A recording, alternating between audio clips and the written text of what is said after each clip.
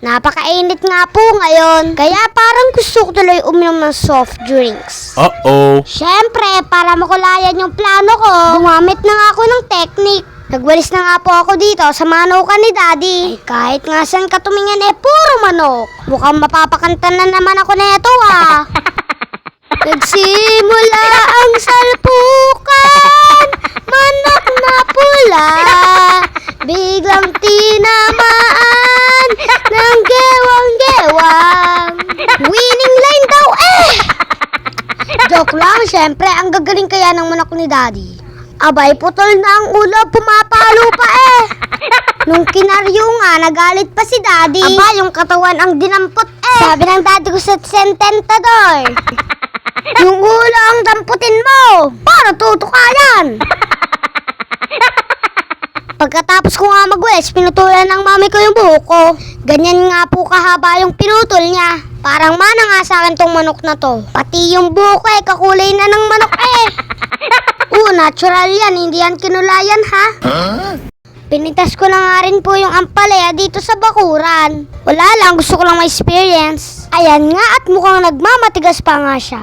Siyempre, lubos-lubusin na natin para sa soft drinks.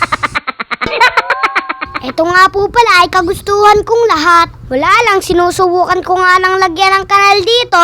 Pag hindi pa ako naka-soft drinks neto maiihampas ko talaga tong palang to. Charot!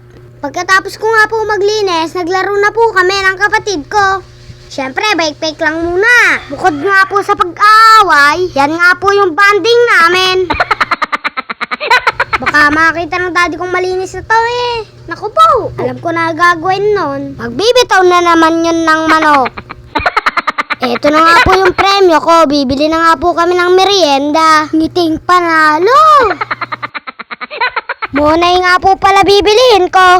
Masarap kasi yung monay dito sa kanto, malapit sa amin. Kaya lang ubos na, marami talaga kasing bumibili dito. At eto nga po yung wini-wish ko kanina. Pag naman talaga umaayon ang panahon, may nagbigay nga lang po pala niyan kay Daddy. Bay, saktong-sakto ay palit manok yan. Charis. Coca-Cola, baka naman. Sobra na exposure mo sa akin, aba. So, ang tip nga po, pagka gusto mong uminom ng soft drinks, aba, edi magwalis-walis ka lang. Abay, minsan, turuan mo rin ang magulang mo maging tamad. Ikaw naman ang kumilos.